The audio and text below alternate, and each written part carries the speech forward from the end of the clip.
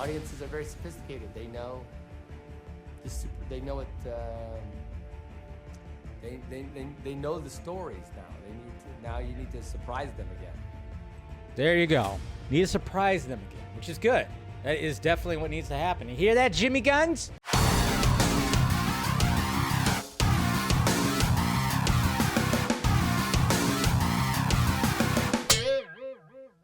This tweet right here.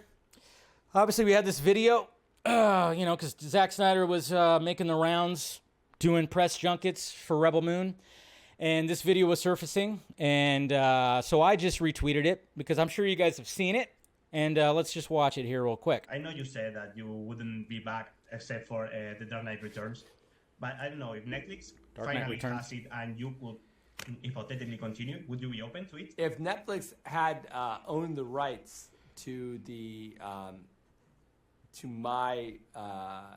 DC characters in my extended universe, of course I would absolutely whatever no Fans will be very happy. Yeah.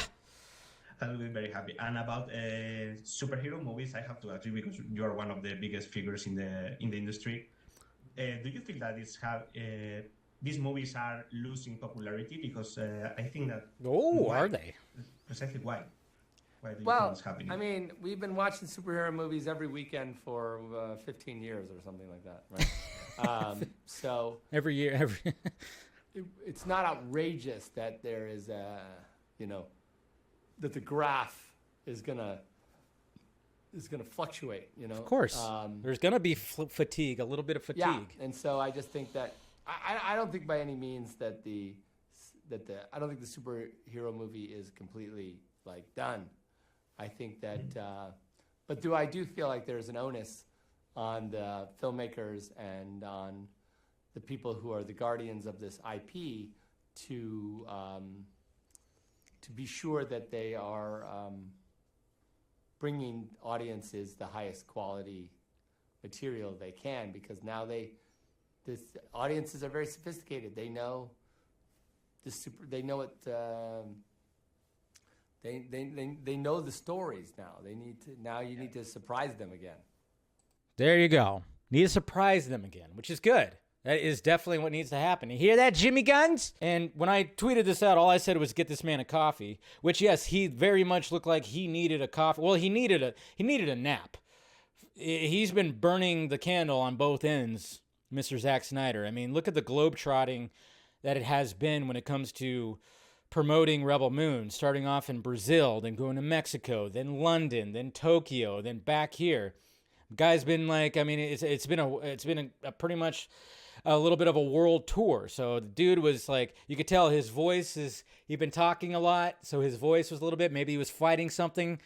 And then he just looked absolutely exhausted. But what was funny about this was I just said, someone get this man a coffee. And, of course, it got some traction. A lot of people were, obviously just liked the tweet and just said, yeah, blah, blah, blah.